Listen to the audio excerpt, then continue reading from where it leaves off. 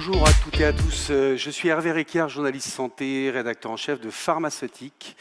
Bienvenue donc pour cet événement que j'aurai l'honneur d'animer pendant 1 heure, un événement qui va nous présenter l'espace de santé et prévention au cœur du nouveau quartier ou du quartier en cours de rénovation de Lyon-Confluence.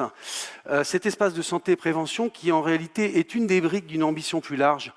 L'ambition de placer la santé au cœur de la ville, une ambition portée par un partenariat public-privé original, Eureka Confluence, qui réunit notamment l'aménageur public SPL Lyon-Confluence et le groupe Bouygues Immobilier.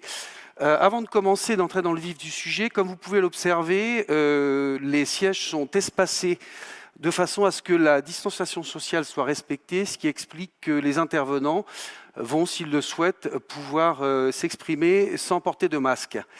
J'accueille dès à présent le professeur Franck Chauvin, que j'invite à me rejoindre sur la scène.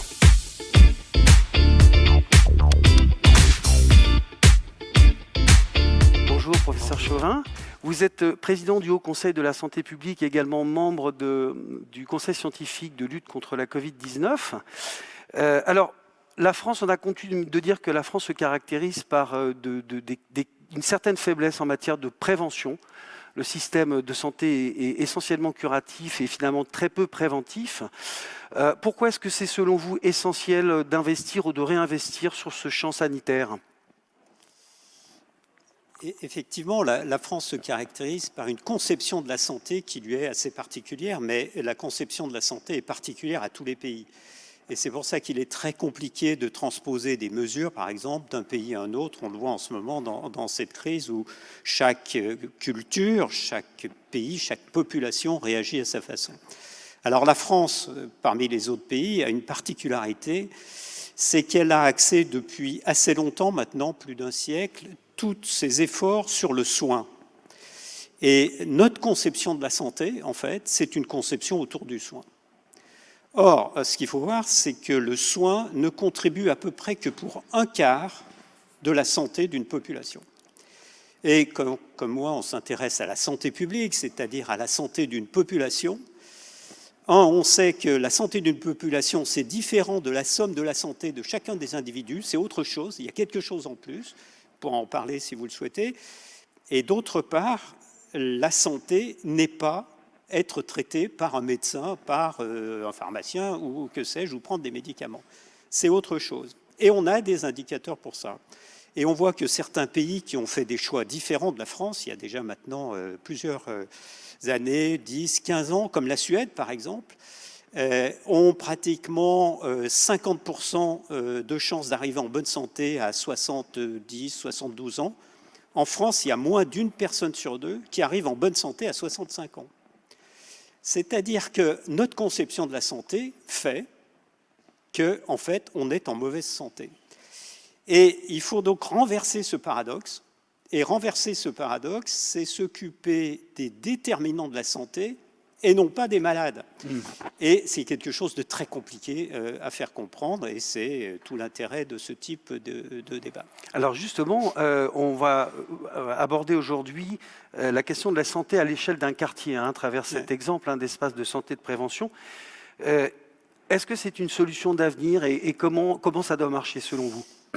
Alors, ce n'est pas une solution d'avenir parce que, en fait, c'est un problème qui est extrêmement ancien. Hippocrate a écrit un traité sur l'eau, l'air et l'environnement, et les lieux. Il disait les lieux. Donc, c'est quelque chose de très ancien. Les Grecs avaient une réflexion autour de la cité de la santé.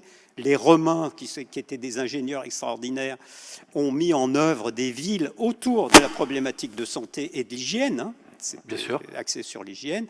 Et les villes ont joué un rôle fondamental dans les épidémies de peste du Moyen-Âge. Donc, c'est une très vieille préoccupation des aménageurs, mais ça ne s'appelait pas comme ça à l'époque, des aménageurs des villes, des quartiers. Et si vous regardez la ville idéale d'Urbino, par exemple, si vous regardez le Bauhaus de Gropius, si vous regardez Fernand Pouillon, Le Corbusier, donc des aménageurs, si je peux dire comme ça, plus récents, ils avaient une préoccupation de la santé. Donc, à mon avis, c'est remettre cette préoccupation au cœur de la politique de la ville. Et la ville a un rôle énorme à jouer dans la santé de sa population. Là vous évoquez notamment la politique hygiéniste de la fin du 19e et du début du 20e siècle, qui permis de créer des égouts, etc. etc. Mais aujourd'hui, est-ce qu'il ne faut pas aller encore plus loin, justement, pour que cette santé soit une valeur partagée, une valeur, je dirais, d'échange et de partage entre les citoyens? Bien entendu. Bien entendu. Et cette réflexion autour de la santé doit inclure les citoyens. Ça ne peut pas être quelque chose qui descend. C'est fini, ça ne marche plus comme ça. Ce qu'on appelait le modèle de l'instruction publique, c'est-à-dire il y a des gens qui pensent à quelque chose en haut et qui font descendre, ça ne marche plus comme ça. Donc maintenant, on a la méthodologie, si vous voulez. Et il y a eu des mouvements extrêmement forts, et notamment autour des personnes handicapées, qui s'appelait Nothing for us without us, c'est-à-dire rien pour nous sans nous. Complètement. Qui vise à créer des villes et des quartiers inclusifs autour de la prise en compte des particularités de chacun. Pas des handicaps, des particularités. Et il y a une réflexion très, très intéressante que j'invite vraiment à partager avec tout le monde, c'est qu'une partie des handicaps, en fait, est socialement construit. C'est-à-dire que dès lors que les équipements ne prennent pas en compte les particularités de chacun d'entre nous, qu'on soit malvoyant, malentendant, ayant de la peine à se déplacer, dès lors qu'on ne prend pas ça en compte, en fait, on construit socialement des handicaps. Bien sûr. Et ça, c'est une vraie réflexion. Et je pense que cette réflexion de la santé et du quartier, alors moi je dis de la ville, mais quelle que soit son échelle, elle est fondamentale pour les années qui viennent. Ça va être le fil directeur d'une grande partie des politiques. Bien sûr. On a coutume de dire que les grandes campagnes de communication en termes de prévention des risques ont des effets assez, je dirais, inégaux en termes d'impact pour les populations. Justement, est-ce qu'il ne faut pas arriver à un niveau de granularité au plus proche des citoyens en fonction des catégories de quartiers pour avoir notamment des relais, je dirais des médias locaux qui permettent effectivement d'adapter ces messages aux caractéristiques des populations? Oui, vous avez bien entendu parfaitement raison. Et alors je vais prononcer un gros mot parce qu'il est encore très mal compris en France. Bien alors sûr. que vous allez au Canada, vous allez en Suède, en Norvège, il est totalement admis. C'est une approche communautaire, en fait. Je n'ai pas dit communautariste, mais communautaire. C'est-à-dire, il faut réfléchir autour des communautés d'individus, c'est-à-dire des individus qui partagent des caractéristiques, qui les amènent à avoir des comportements en santé, mais pas qu'en santé, des comportements à ses voisins. Et pour ces communautés, il faut avoir une approche adaptée, c'est quasiment construite avec eux, et à ce moment-là, on peut être efficace. Et il y a un grand principe de la santé publique, c'est que les approches égalitaires sont inéquitables. D'accord. Et que l'approche égalitaire, je propose à tout le monde la même chose, crée des inégalités. Bien sûr. Parce que c'est toujours ceux qui ont le moins besoin d'un dispositif quel qu'il soit, qui s'en emparent en premier. Bien sûr. Et c'est comme ça. La lutte contre l'obésité en est un bon exemple. La lutte contre l'obésité, la lutte contre le tabac, par exemple, si vous regardez sur le tabac, ceux qui ont arrêté de fumer, c'est les cadres supérieurs, qui ont déjà 13 ans d'espérance de vie supérieure. C'est-à-dire que vous augmentez encore ce gradient avec une approche égalitaire. Et à mon avis, les quartiers, les villes doivent développer cette approche, et on a des modèles à l'étranger où ça marche assez bien. Donc, prendre en compte les inégalités, avoir une approche inclusive et avoir une approche autour de l'éducation. Bien sûr. Et de ce qu'on appelle le niveau d'health literacy, c'est-à-dire de culture en santé. Et ça, à mon avis, là, les villes ont un rôle extraordinaire à jouer. Ces métiers, ils sont pas manquants aujourd'hui aux abonnés absents, justement, ces métiers de littératie en santé sur le terrain. Tout est centré, comme vous le disiez, sur le curatif. Les médecins n'ont pas le temps de prendre le temps de la consultation pour expliquer, par exemple, la vaccination. Il y a des problèmes de carence démographique chez les infirmiers, etc. etc. Est-ce qu'il ne manque pas des nouveaux métiers, justement, de la prévention en santé? Si, bien sûr, bien sûr. Et il va y avoir une réflexion, ce n'est pas un scoop, il va y avoir une réflexion autour de ces métiers de la santé publique, de l'évolution de la santé publique. Et cette crise a montré nos carences. Mais il ne faudrait pas que ces métiers soient trustés, entre guillemets, par des médecins ou autres. Bien sûr. Là, on n'est pas dans le médical, on est dans autre chose qui est l'éducation à la santé, et il existe quand même des professionnels. Ce que les anglo-saxons appellent le care et qui n'est pas tout à fait traduisible en français, hein, si je... le prendre soin. Voilà, il y a porter attention. Voilà, pour les anglo-saxons, il y a le cure, soigner, il y a le care, prendre soin, et la prévention. Et c'est ce qu'on appelle l'approche populationnelle. Donc moi, j'invite vraiment ceux qui réfléchissent à la ville de demain à développer des approches populationnelles, c'est-à-dire comment je fais cure, care et prevent, c'est-à-dire comment j'ai cette vision globale. Et on sait que les villes, par exemple, sont des inducteurs de non-comportements en santé. Bien sûr. On sait que la taille des trottoirs influe sur le niveau d'activité physique des individus dans une ville. Il y a eu des expériences faites par des anglo-saxons là-dessus. On sait que la nature des commerces que vous mettez dans une rue va influer sur les comportements en santé des individus. Et toute la réflexion de Richard Thaler, qui a créé les nudges et qui a eu le prix Nobel pour cela, doit nous amener à réfléchir. C'est comment, au-delà de prendre en compte les problématiques de santé, j'induis même des comportements favorables à la santé, et c'est tout l'enjeu des villes favorables à la santé. Alors, ce que nous vivons actuellement, en quoi c'est un accélérateur de l'impérieuse culture en termes de prévention, de structuration de l'offre, d'accompagnement des gens. Comment mieux sortir sur le champ de la prévention après cette crise ? Une crise, une épidémie comme la nôtre, ce n'est pas une crise du soin. Et d'ailleurs, on voit que l'hôpital a bien réagi. L'hôpital s'est adapté comme jamais, a trouvé des ressources. Donc, un, il avait des ressources, deux, il avait du personnel, et deux, il avait une capacité d'adaptation. Et donc, ce n'est pas lui du tout, ce n'est pas du tout le soin qui est en cause, mais c'est une crise de la prévention. Et notamment, c'est une crise de la prévention au plus proche des populations. Ce n'est pas une crise institutionnelle, c'est une crise de la prévention de quartier, de la prévention vraiment proximale. Et pourquoi ? Parce qu'en fait, le niveau de culture de la population fait que les messages de prévention qu'on essaye de faire passer ont beaucoup de peine à passer. Bien sûr. Alors, je vais pondérer un peu mon propos, parce qu'on pensait que des populations ou des cultures, comme les Anglais par exemple, réagiraient mieux. Et puis, on s'aperçoit que ce n'est pas tout à fait le cas. C'est sûr. Et malgré la force de la santé publique anglaise, on voit la difficulté d'adaptation. Mais il n'empêche que c'est, pour moi, en tous les cas, je ne suis pas le seul à penser ça, quand même une crise de la santé publique de terrain, et on manque de relais. Si vous voulez, par exemple, le conseil scientifique dans lequel je suis fait des recommandations, ou le Haut Conseil de la santé publique, mais la mise en œuvre manque d'opérateurs locaux. Bien sûr. Et la réflexion dans les quartiers doit prendre ça. Et les villes et donc les collectivités locales qui réclament aujourd'hui des nouvelles prérogatives, que ce soit les conseils régionaux, les métropoles, pourraient être effectivement des relais à condition qu'on leur donne les moyens de porter ces politiques de proximité. Oui, alors il y a deux types de moyens. Il y a des moyens financiers, mais il y a quand même des moyens méthodologiques. Bien sûr. Et puis il y a la culture. Mais moi, je vois pas mal de maires dans des conférences que je peux faire, et parce que c'est un thème qui m'est vraiment très cher, parce que je suis sûr que c'est un des enjeux pour l'avenir. Ce qui me frappe, c'est le changement en quelques années de la position des maires face à la santé. Complètement. Je veux dire, il y a quelques années, quand je disais la santé... Ils réclamaient des médecins sous chaque clocher il y a quelques années. Leur obsession, c'était d'avoir des médecins. Ça.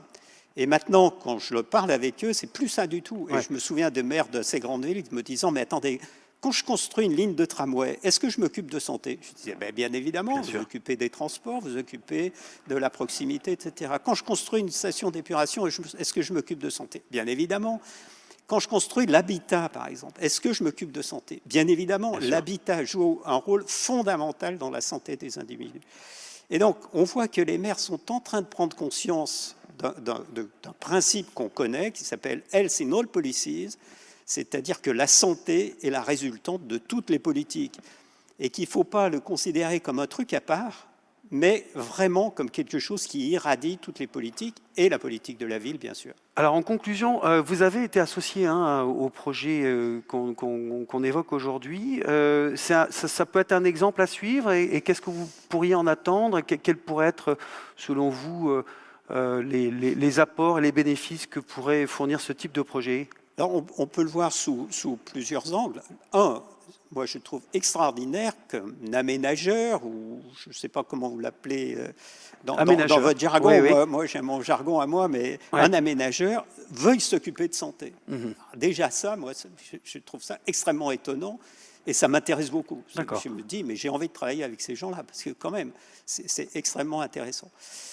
Et ensuite, la réflexion, effectivement, incluant la prévention dans un complexe consacré aussi partiellement aux soins, mais à la santé, est une première étape. À mon avis, ce n'est qu'une première étape. C'est ça. Et on ne peut pas se contenter de ça. On est au début de l'aventure. Voilà, on est au début de l'aventure. Exactement. Il va falloir aller plus loin. Il y a les outils méthodologiques, il y a la base scientifique pour le faire. Et bien maintenant, il faut la volonté pour y aller. Merci professeur Chauvin.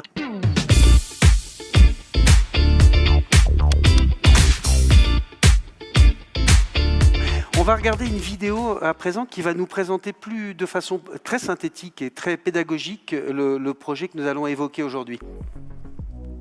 Lyon Confluence est un territoire de 150 hectares situé au sud de la presqu'île de Lyon, dans le prolongement du centre-ville historique. Longtemps consacré à l'industrie, il est devenu un quartier à part entière, la Confluence, où se construit aujourd'hui une ville mixte, durable et attentive à la santé et au bien-être de ses usagers. Et Eureka Confluence dans tout ça. Piloté par la SPL Lyon Confluence et le groupe Bouygues, Eureka Confluence est un partenariat qui rassemble près de 70 acteurs privés et publics, dont la métropole de Lyon.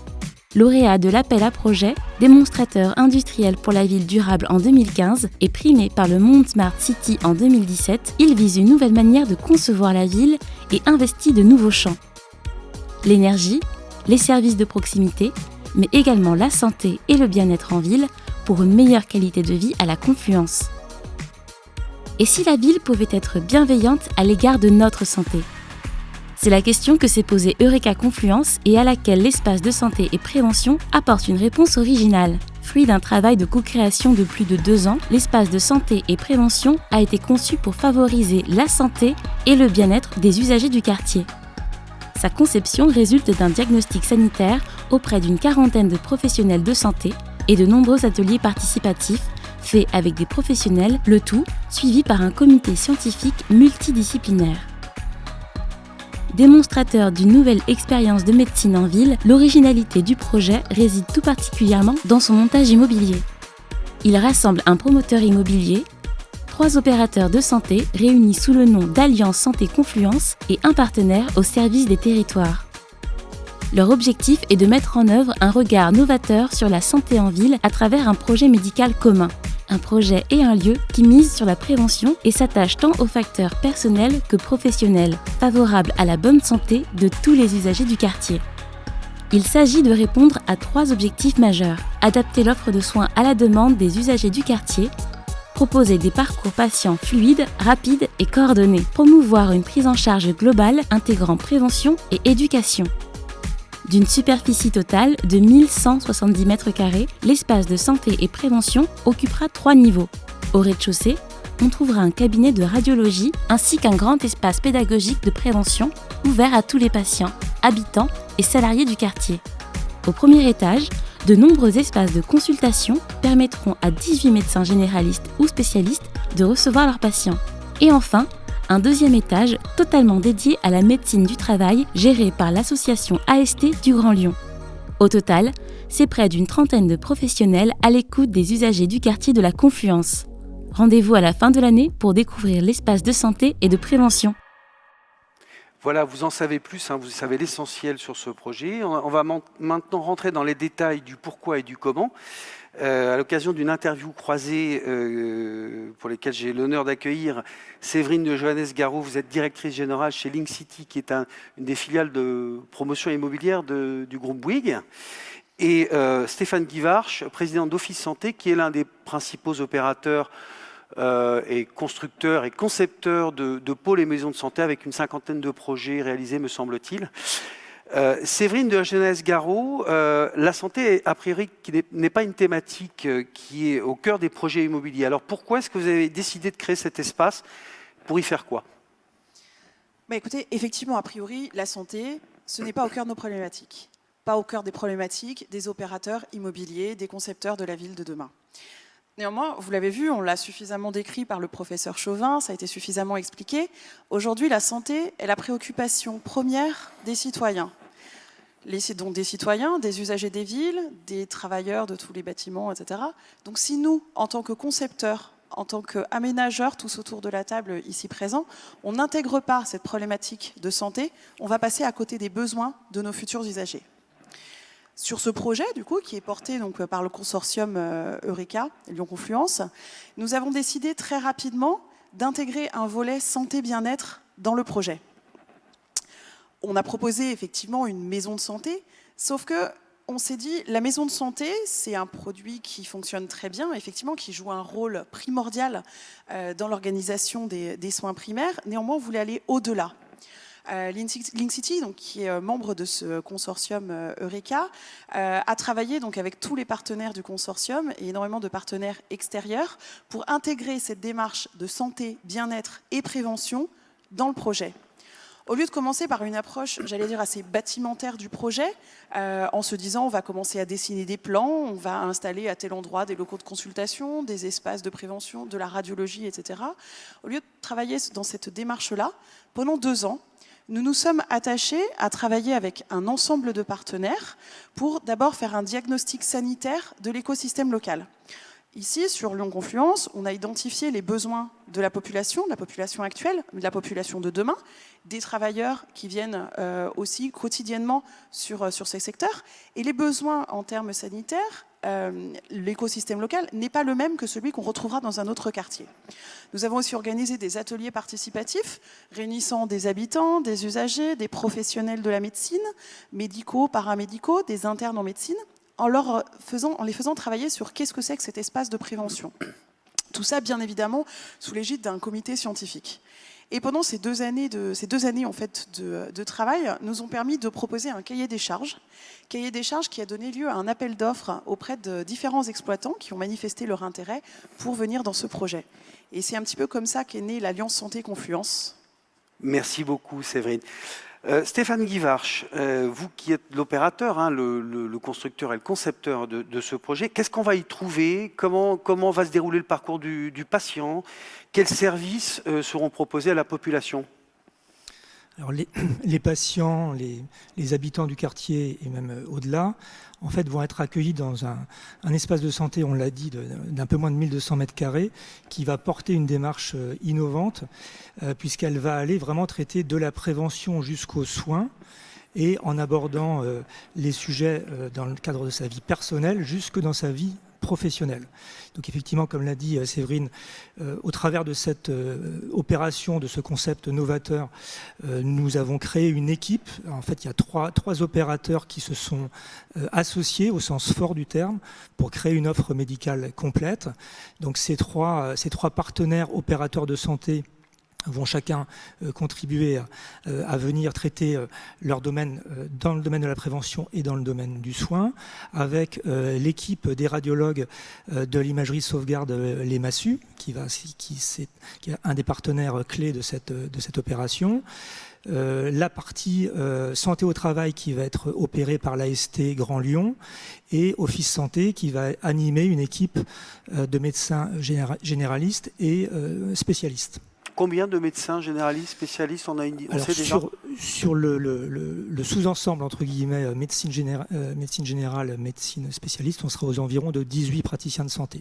D'accord. Donc au total, sur le site, nous aurons environ une trentaine de praticiens. D'accord. Ça, c'est pour le soin. Pour la partie prévention, il y aura quoi? Des ateliers, des expositions? Enfin, comment est-ce qu'on attire la population pour qu'elle vienne spontanément parler de santé dans cet espace? Alors il y a 2 axes. D'une part, et on a beaucoup travaillé avec l'équipe des différents partenaires sur cet aspect-là des choses, ce sera une démarche transversale et permanente, hein, puisque le professeur l'a bien expliqué tout à l'heure, c'est pas du one-shot, hein, la prévention. Et physiquement parlant, on a décidé, on a investi au sens fort du terme pour créer un espace physique qui sera dédié à 100% à des activités d'éducation autour de la prévention. Donc c'est un espace qui sera situé au rez-de-chaussée, qui accueillera à certains moments des expositions permanentes, d'autres des expositions plus ponctuelles, où l'équipe Alliance Santé Confluence viendra aider à l'éducation liée à la prévention, où on fera venir des intervenants extérieurs aussi, autour de campagnes, autour de, par exemple, du dépistage du cancer du sein, sur une deuxième thématique sur une campagne d'éducation à la nutrition, donc des termes qui seront variés et qui seront animés tout au long de l'année de manière à ce que ça vive et que l'ouverture sur l'extérieur, elle soit réelle. En complément aussi, ce que je voulais dire par rapport à cette association, c'est que c'est aussi une histoire de rencontres humaines qui sont été vraiment riches et intéressantes, parce qu'on a créé, c'est ce que disait Séverine tout à l'heure, le projet à cette occasion-là. Donc c'est vraiment aussi des décisions de partenaires santé qui ont pris vraiment qui ont fait le choix de venir s'investir, au sens fort du terme, sur Lyon Confluence, parce qu'on croit en ce quartier, donc s'investir de manière durable. Et on a été accompagné dans cet investissement par un partenaire clé pour nous, qui est la Banque des Territoires. D'accord, très bien. Séverine, on voit bien, hein, c'est un projet innovant, c'est le premier du genre, hein, pour vous, je suppose. Qu'est-ce que vous apprenez de cette innovation? Est-ce que c'est une innovation que vous souhaiteriez, je dirais, renouveler à l'occasion d'autres projets? Comment est-ce que vous la situez dans votre politique globale de bâtisseur? Ce qui est important, j'allais dire, c'est que, comme l'a dit Stéphane, nous avons vraiment réussi à marier plusieurs partenaires ensemble qui avaient ce même projet, cette même ambition de répondre à des actions de prévention. On l'a dit, des maisons de santé sur le territoire, sur la ville, on en a développé 2. On n'a pas forcément anticipé cette démarche de prévention qui est essentielle aujourd'hui. La difficulté que nous avons rencontrée dans ce projet, c'était de trouver une réalité économique derrière. Bien sûr. Stéphane l'a dit, il y a un vaste espace de prévention au niveau du rez-de-chaussée. L'objectif, c'est qu'il soit pérenne. Et l'objectif, c'est clairement pas que dans 2 ans, cet espace soit redivisé en cabinet de consultation. Bien au contraire. Et c'est le fait d'avoir pu trouver avec des partenaires locaux, une approche réaliste, concrète et pérenne, qui fait que pour nous, c'est une vraie innovation qu'on espère dupliquer ailleurs. Mais attention, quand on dit qu'on la duplique, il faudra toujours s'attacher à son écosystème local. C'est-à-dire que le projet qui a été mené ici ne sera pas forcément le même dans une autre ville. C'est du sur-mesure en fonction, comme vous disiez, de la composition de l'habitat, de la structuration de l'urbain, en quelque sorte. Et puis éventuellement aussi de toutes les évocations que nous faisait Franck Chauvin sur une politique de long terme à construire autour d'une ville durable, d'une ville centrée sur les questions de santé. Exactement, et dans cette démarche-là, les promoteurs immobiliers ne peuvent pas le faire seuls. Ils doivent justement travailler en partenariat avec les collectivités, avec les aménageurs comme la SPL Lyon Confluence, pour pouvoir ensemble proposer une adaptation sur mesure et locale et anticiper surtout les besoins de demain. Dans cette opération, nous avons anticipé cela en 2015, puisque c'est à ce moment-là que le projet a démarré. Le projet sera livré fin 2021 et c'est important d'anticiper maintenant pour des futurs projets. Merci.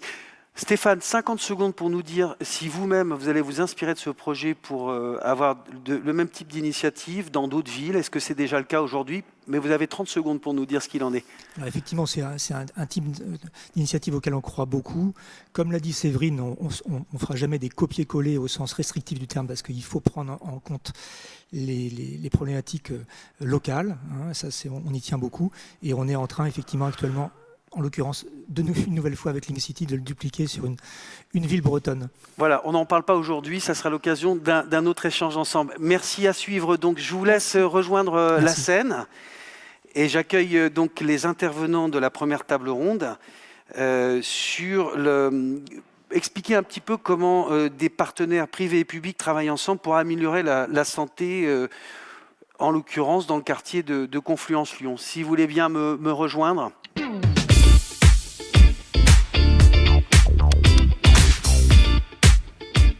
Donc j'accueille Maxime Valentin, vous êtes responsable innovation de la SPL Lyon Confluence, l'aménageur.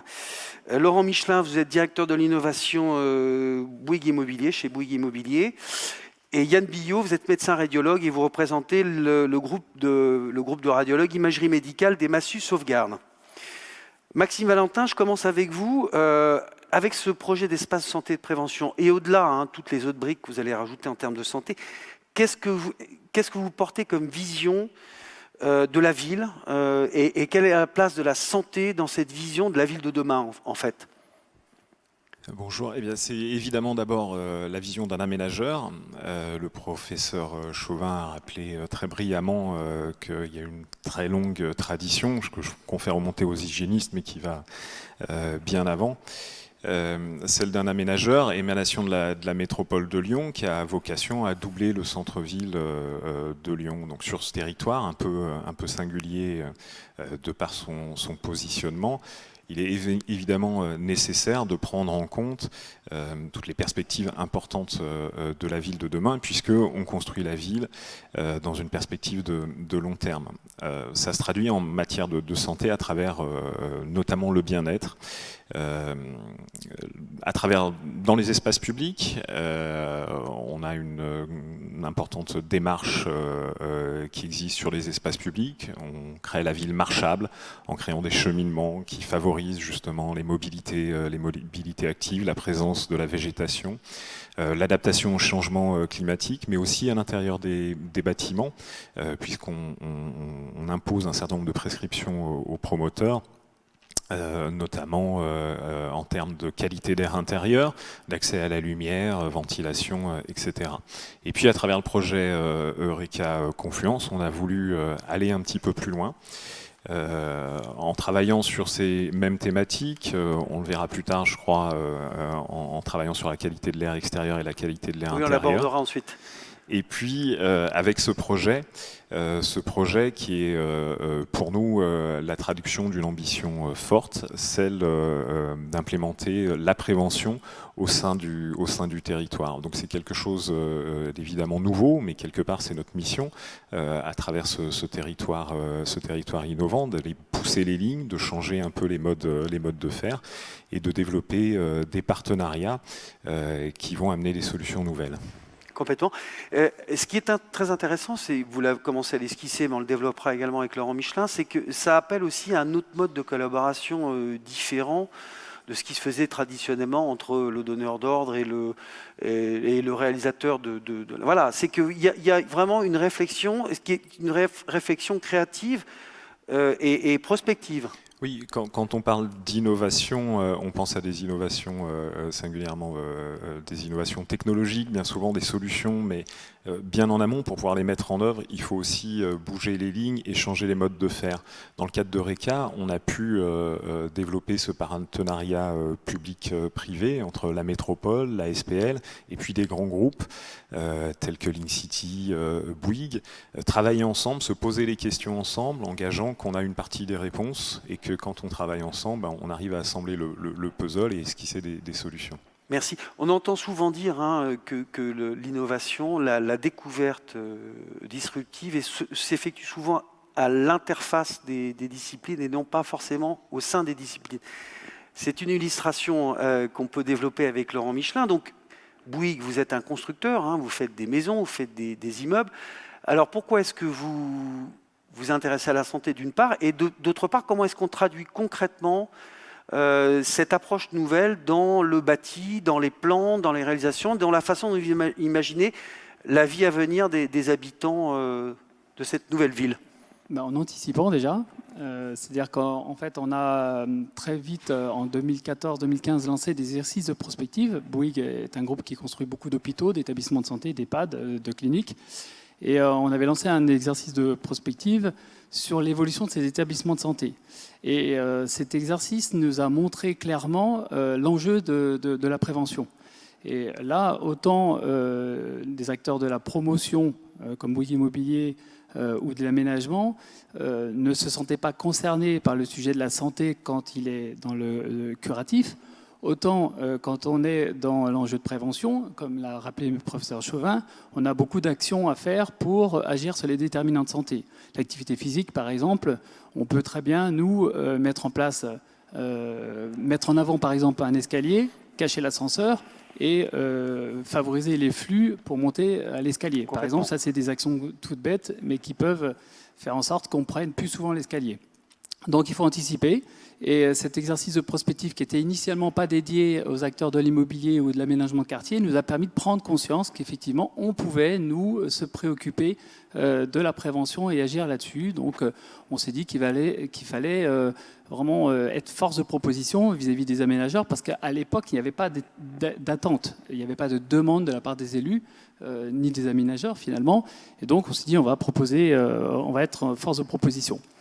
Et c'est là que quand on a discuté donc avec la SPL et la métropole de candidater sur cet appel à projet Eureka, démonstrateur industriel de la ville durable qui a pris le nom d'Eureka ici, eh bien, on s'est dit qu'un quartier durable, c'est avant tout un quartier qui se soucie de la santé de ses habitants. Et on n'avait pas forcément beaucoup de compétences en interne, chez Bouygues Immobilier, Link City ou Bouygues Construction, ni même chez Bouygues Énergie Service. Et donc on s'est dit, on ne peut pas partir tout seul. Et donc on a décidé, plutôt que d'attendre un cahier des charges de l'aménageur et de répondre à un cahier des charges, on s'est dit à l'époque, c'est un enjeu, c'est une problématique de société. Et donc on a envie d'agir et on ne savait pas où on allait aller avec Maxime quand on a mis ça sur la table. Et donc, on a changé de méthode. La méthode, c'est de se dire, comme on ne sait pas où aller, on va aller chercher les bonnes compétences. On est allé rencontrer le cluster, l'ICARE Lab, qui a changé de nom. Qu'on verra tout à l'heure, qu'on entendra tout à l'heure. Donc, c'est de la co-construction au propre figuré et sans jeu de mots par rapport à votre mission de base, mais c'est vraiment de la co-construction dès le départ. Et encore une fois, c'est de la transversalité à l'origine des projets que naît l'innovation, en fait. Oui, et c'était une volonté d'aller traiter une problématique clé ensemble, d'une manière différente, en lançant des initiatives. Et ce que j'ai vraiment apprécié dans ce partenariat public-privé, un promoteur, vous savez, quand il a un projet, c'est des cycles longs. Ça arrive 3-4 ans après. On confronte la réalité, finalement, 3-4 ans après la conception. Là, le partenariat qu'on a eu nous a permis de lancer tout de suite des initiatives dans la vraie vie, avec des vrais habitants, avec des vrais professionnels de santé, avec des médecins, avec des pharmaciens. Et puis, on a mis en place un conseil scientifique, on a réalisé ce diagnostic. Et donc, on a mis en place une animation très vite, positive autour de ce sujet et une émulation. En fait, c'est vrai qu'on a eu un accueil très positif des professionnels de santé qui nous ont dit d'ailleurs, oui, nous déjà, il manque des médecins sur le quartier. Il y a beaucoup de nouveaux arrivants, mais il manque des médecins. Et donc, on a tout de suite décidé de mettre en place cet espace de santé dans la programmation. Et on fait ça pour d'autres sujets. Quand on programme un hôtel, des bureaux, un volume de logement ou une école, c'est bien en fonction de besoins. Et finalement, on n'avait pas trop le réflexe à l'époque d'intégrer ce besoin d'espace de santé de pluriprofessionnels, alors qu'il en manque déjà beaucoup. Il y a des déserts médicaux dans des centres-villes, ce n'est pas uniquement rural. Et donc, cette nouvelle méthode de faire, partant d'un diagnostic, mettant en place les compétences nouvelles, nous a permis de démarrer tout de suite une belle dynamique et du coup d'alimenter les réflexions sur le projet qui arrivait à long terme. Merci. Yann Billot, donc vous êtes radiologue, vous êtes associé à un groupe de radiologie qui est déjà très implanté à Lyon. Vous avez décidé de rejoindre cette aventure. Qu'est-ce qui vous a séduit ? Qu'est-ce que vous allez pouvoir y faire de différent ou peut-être de complémentaire par rapport à la radiologie classique que vous faites peut-être dans d'autres espaces ? Eh bien, notre motivation était polyfactorielle. La première, quand on a entendu parler du projet, on venait juste d'être livré d'un plateau technique de 500 mètres carrés dans une maison médicale proche du site des Massues, enfin sur le site des Massues, construite par Bouygues Link City, livrée en temps et en heure avec très peu de réserves et vite levée. Donc déjà, le sérieux du constructeur nous a rassurés. La deuxième, c'est le quartier où nous sommes.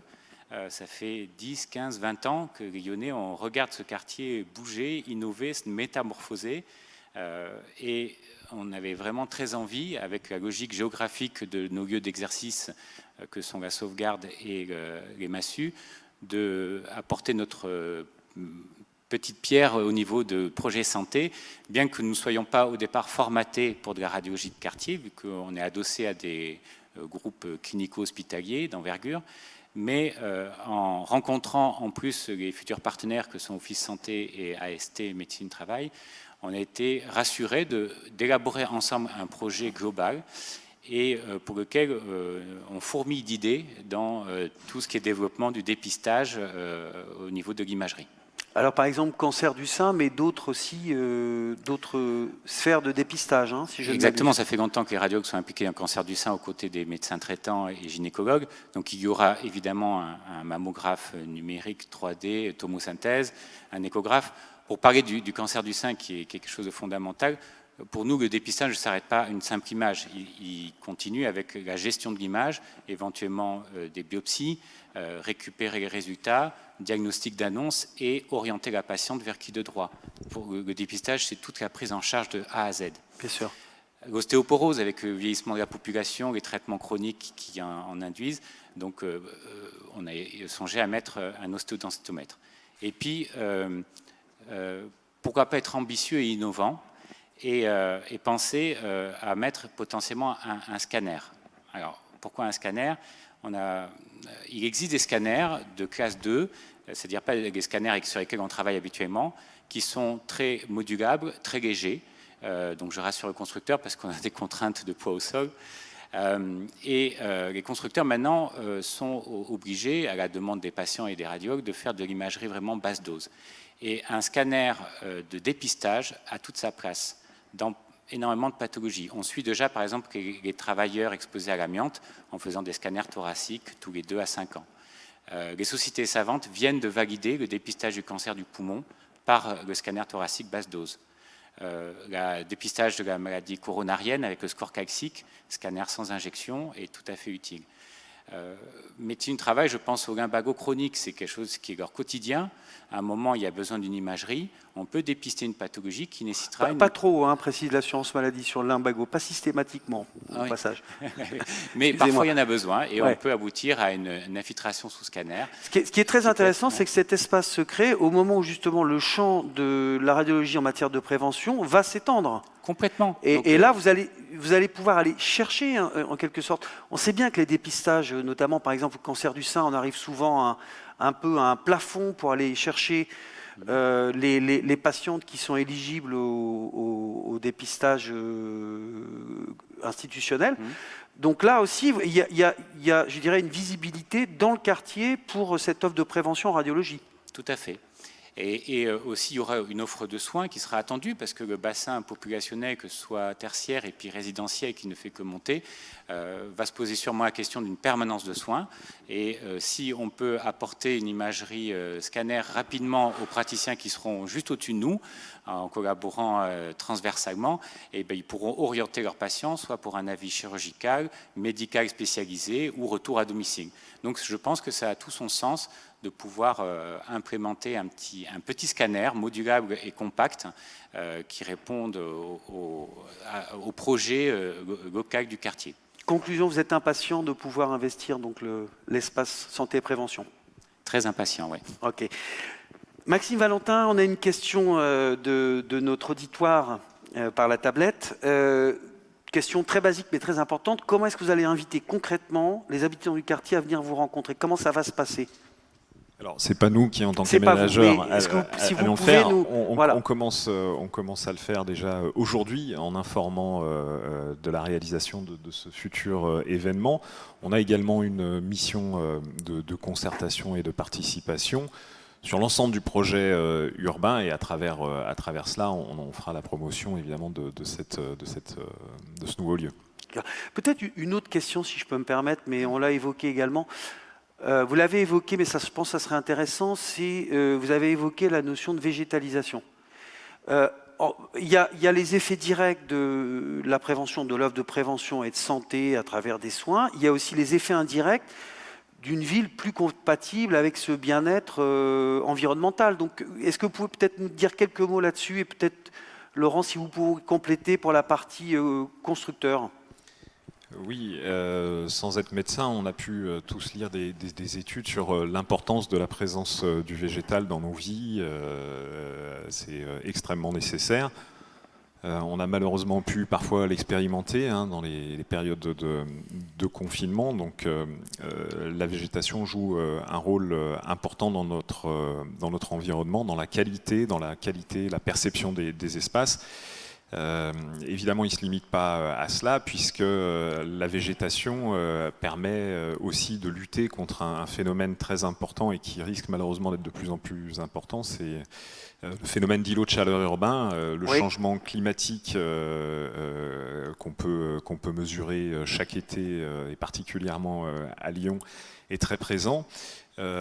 Donc, à travers les espaces publics et leur végétalisation, on arrive à avoir un impact très favorable sur ces phénomènes de vagues de chaleur, notamment pour permettre une redescente des températures la nuit. Cela est combiné évidemment avec une conception des bâtiments pertinente qui permet d'avoir des logements dits traversants, c'est-à-dire dans lesquels on peut faire des courants d'air. Donc c'est toute une logique en fait.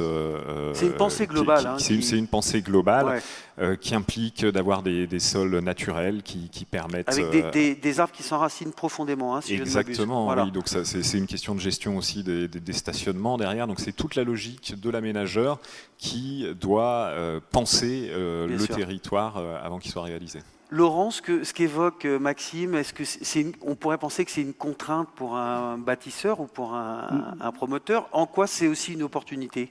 C'est une opportunité. Alors déjà, nous, on a des engagements très forts en matière de RSE sur la biodiversité et puis sur bas carbone. Donc le groupe a pris position récemment. Et la présence de nature, ça a été prouvé, c'est prouvé scientifiquement que ça a un impact positif sur la santé. Mais nous, on voudrait aller même un peu plus loin parce qu'on se rend compte que pour justement préserver l'environnement, c'est une histoire de comportement individuel, d'ailleurs comme la prévention. Et on a envie de donner une vision positive de l'écologie parce que seul le fait de donner une vision positive fait bouger les gens. Donc la présence de nature, ça contribue énormément à donner une vision, à interagir avec la nature et donc à mieux la respecter et à faire cette transition d'usage qu'on attend tous pour que du coup on puisse vraiment tenir les objectifs de biodiversité et de bas carbone. J'ai une question par Internet qui peut peut-être, j'espère que vous allez pouvoir y répondre. Donc effectivement, la prévention et la santé sont bien intégrées dans les nouveaux quartiers. Comment y réfléchir et comment l'intégrer dans les anciens quartiers? Est-ce que c'est possible? Est-ce que ça fait partie des missions auxquelles vous réfléchissez? Puisque voilà, dans les anciens quartiers, il y a aussi des nouveaux immeubles qui peuvent se construire. Et comment est-ce qu'on arrive dans ce champ-là qui est forcément plus contraint? Alors, en réhabilitation, on a un peu moins de marge de manœuvre, c'est sûr. Mais il y a des sujets qualité de l'air intérieur, avec le choix des matériaux. Il y a beaucoup de logements qui sont un peu dégradés sur cette histoire de qualité de l'air. Donc ça, on peut avoir beaucoup de progrès quand on réhabilite en fait, des anciens bâtiments. Et puis on peut travailler sur la présence de la nature, réintégrer de la nature, puisque un certain nombre de quartiers en manquent. Donc oui, on peut agir. Il y a moins de marge de manœuvre parce que comme on l'a dit, pour la prévention, il y a un effet plan masse en fait. Le plan masse, la vision un peu hélicoptère du quartier, peut être conçu pour favoriser la marchabilité, pour favoriser en fait les circulations. Même, en fait, on peut orienter les bâtiments pour se protéger d'une pollution et des flux donc autoroutiers ou routiers. Donc, on a moins de marge de manœuvre dans la réhabilitation, mais il y a déjà énormément de pas de progrès qu'on peut faire. D'accord. Il nous reste 1 minute.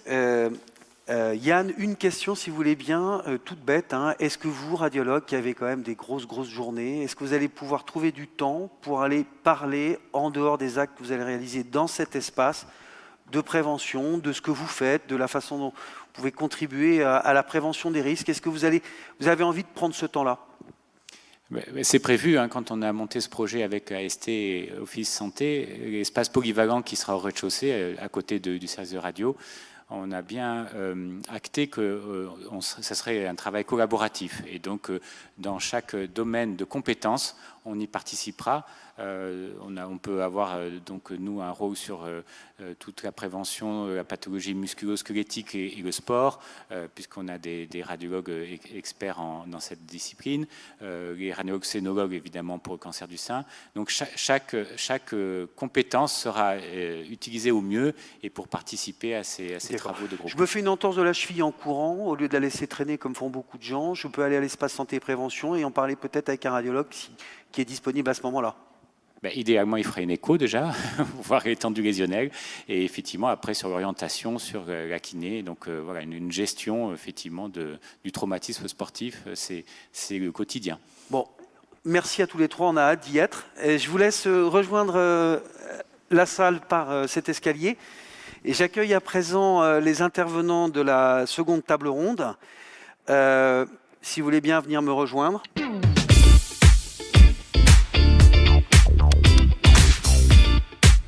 Nous allons évoquer l'inventivité au service de la santé des citadins à travers des cas concrets, 3 cas concrets.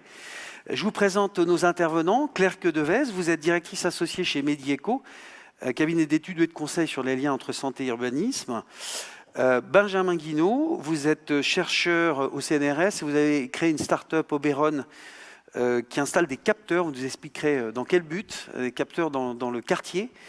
Et Gérald Conté, vous êtes manager général de iCare Lab, qui est un accélérateur d'innovation transversale, je dirais, à la fois numérique, technologique et organisationnelle. Et vous mettez ensemble l'ensemble des acteurs qui peuvent justement produire ces innovations de demain. Claire-Sophie Quedevez, je me tourne d'abord vers vous. Alors, peut-être nous dire tout simplement comment est-ce que vous intervenez à l'échelle de Lyon Confluence, quels sont un petit peu les sujets et les questions que vous allez traiter. Bonjour. Du coup, alors rapidement pour comprendre comment est-ce qu'on intervient sur ce type de projet, Medieco, en fait, notre rôle, c'est d'accompagner tous les professionnels du secteur du bâtiment et de l'aménagement à mieux prendre en compte la santé. Et c'est vrai qu'on a beaucoup parlé de cette passerelle entre santé et acteurs du bâtiment. Nous, notre rôle, c'est justement de faire de la santé un élément transversal, à la fois à l'échelle des projets urbains, mais également dans le cadre bâti, que ce soit de la construction ou de la rénovation. Et donc, finalement, on va s'intéresser presque à tout ce qui ne touche pas à l'offre de soins. Et donc, on prend en compte, par exemple, toutes les thématiques liées à la santé environnementale. Et on a évoqué la qualité de l'air. C'est notamment là-dessus qu'on est intervenu. Mais également tout ce qui est comment trouver des solutions pour inciter aux pratiques de vie plus saines, favoriser la mixité sociale, intergénérationnelle. Et donc, l'idée, c'est essayer de contextualiser un projet aux besoins des occupants, et notre rôle, c'est de porter en fait l'humain au cœur de toutes les étapes d'un projet.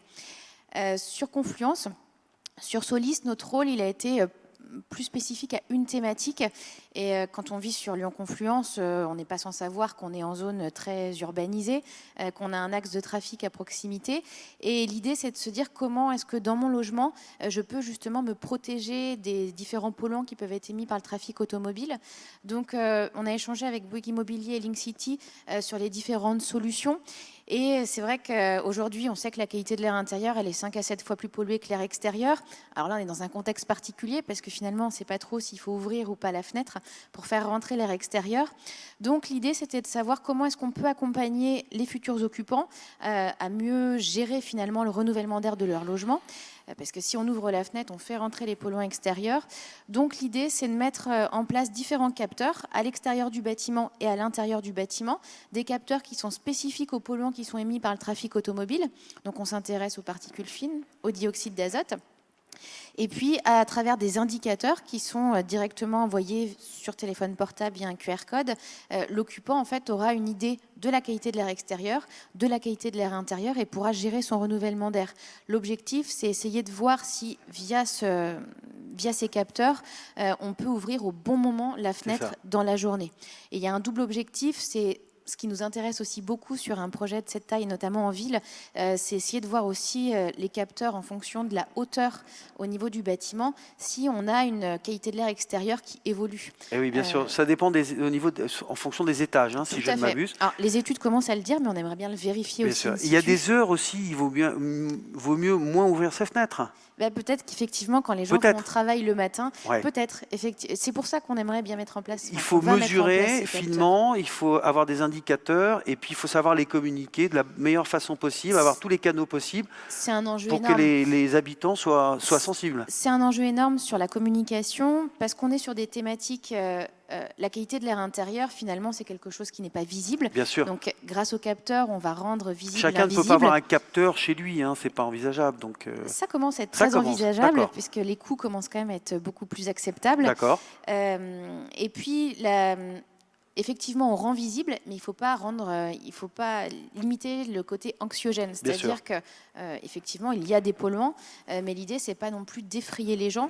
Donc, il faut aussi réfléchir à comment est-ce qu'on va transmettre cet indicateur, et puis comment les gens vont se l'approprier. Bien entendu. Il faut l'expliquer, il faut ne pas dramatiser, et il faut surtout donner des actions, des réactions à mettre en place. C'est ça, donner des données chiffrées sans donner d'action aux gens. C'est juste pire que tout. C'est pas effectivement la bonne solution. C'est le Covid aujourd'hui, hein, donc globalement.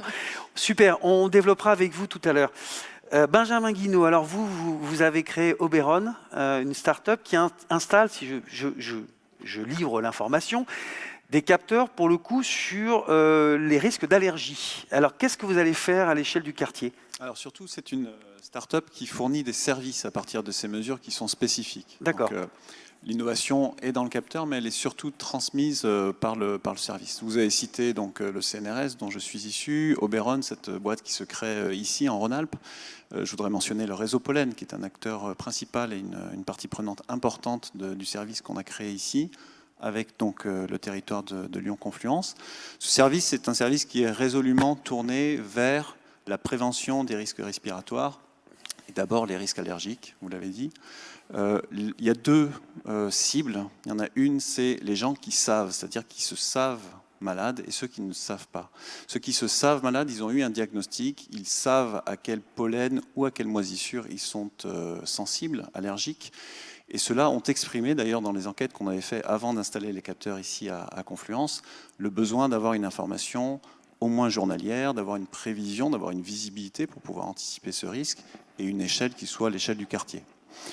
Donc ceux-là, on leur apporte cette information via cet indicateur de bien-être respiratoire, et ça leur permet de mieux contrôler leur relation à leur maladie. Et puis il y a ceux qui ne savent pas, et ça c'est très intéressant. Il y a en France, partout dans le monde en réalité, de plus en plus de gens qui sont allergiques.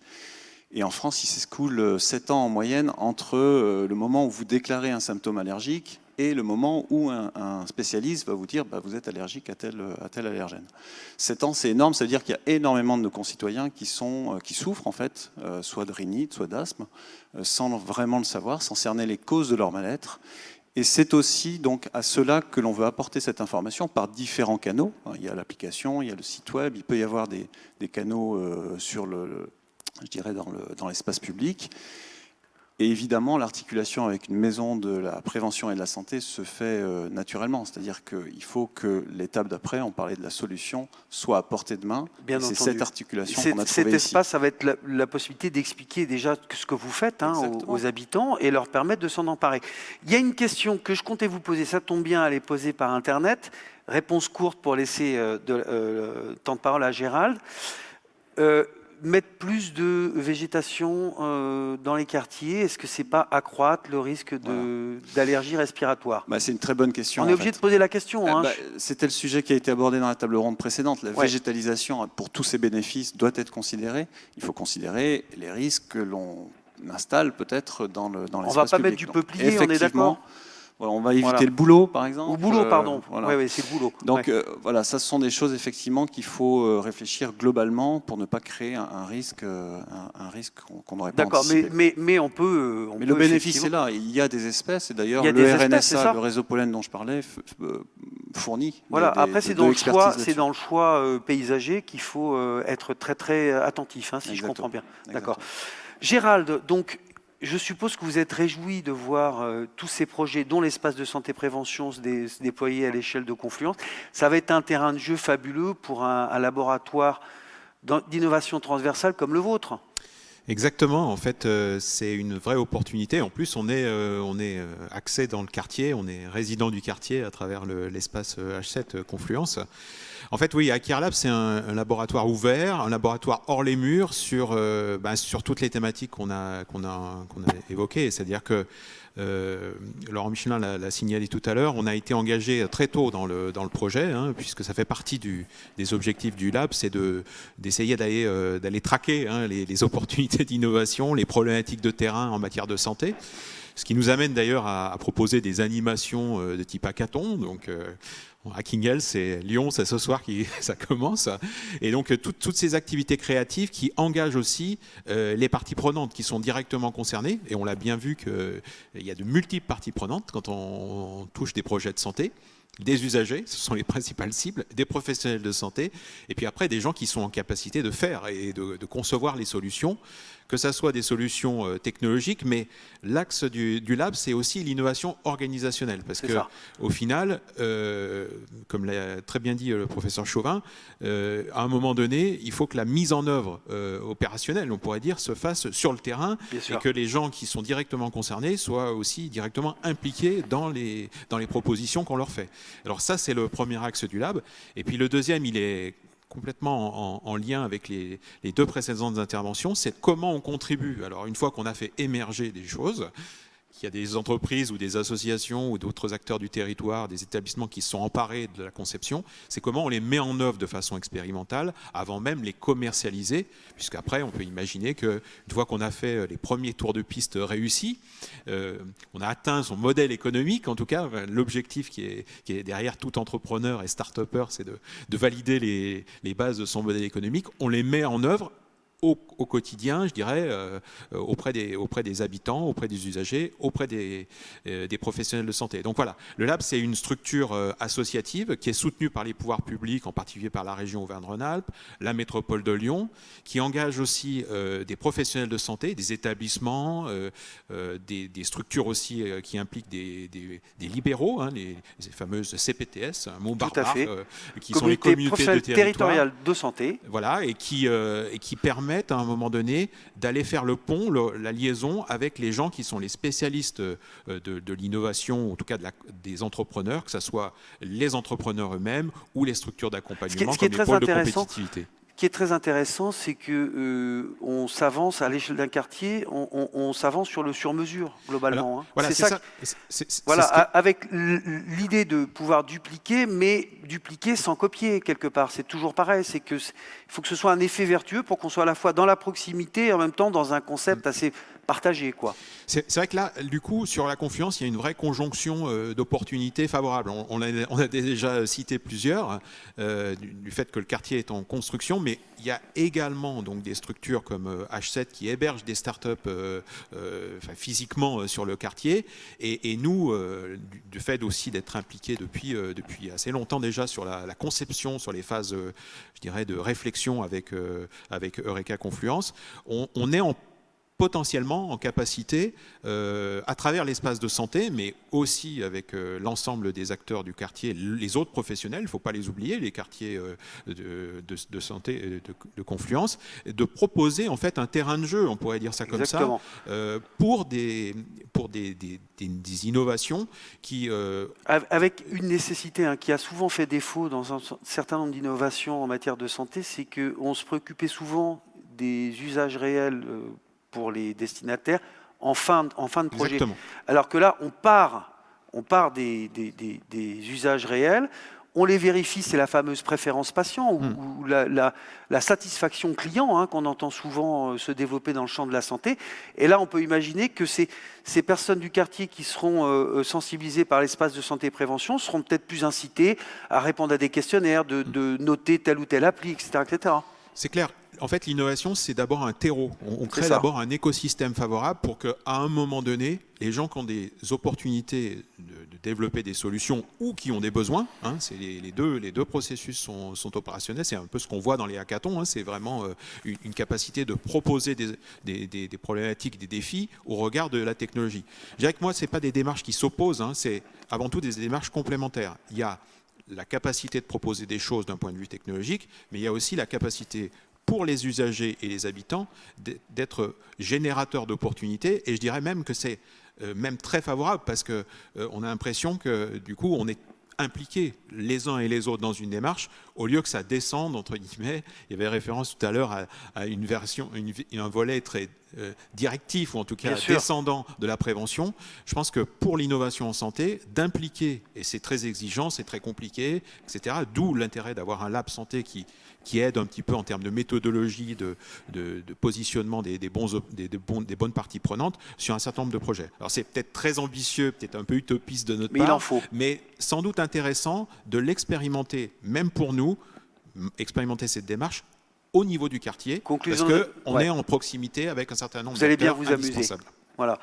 Claire-Sophie, peut-être une petite réponse de 30 secondes sur justement, vous partagez aussi cette notion d'aller chercher l'avis de l'habitant, et c'est ce que vous allez faire, je suppose, avec je vais pas dire que c'est presque la clé de réussite, c'est-à-dire que on a évoqué, je crois, le terme de listing, et l'idée d'un quartier favorable à la santé, c'est surtout de se dire qu'on construit et on aménage pour des gens qui vont venir vivre, pour l'homme, et que cet homme ces populations ont des besoins et que tous les choix de conception qui se font à l'échelle des aménagements urbains, mais aussi à l'échelle du bâti, doivent répondre aux besoins. Et d'un quartier à l'autre, les besoins sont différents. Et on a trop aujourd'hui tendance dans les projets d'aménagement à voir un peu le listing de toutes les innovations qui sont reproduites sans forcément s'intéresser. Donneur d'ordre, cahier des charges, et puis tout ça est vertical. Les populations plus âgées n'auront pas les mêmes besoins que les familles qui arrivent avec de jeunes enfants. D'accord.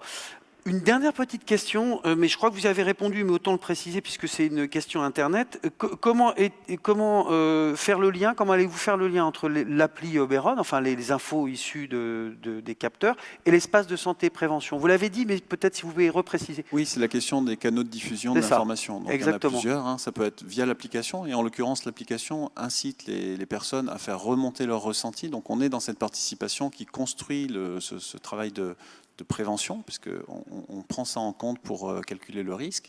Et puis, il y a de l'affichage public, il y a des sites web, voilà, c'est ça. Il y a des écrans également. On se rapproche des pharmaciens pour que le relais se fasse aussi à travers les officines.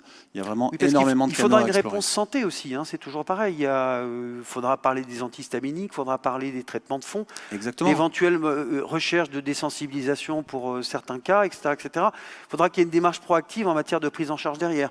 Oui, tout à fait. C'est pour ça qu'il faut impliquer tout cet écosystème de professionnels de la santé. Ouais. Merci à tous les trois. On arrive au bout de notre échange.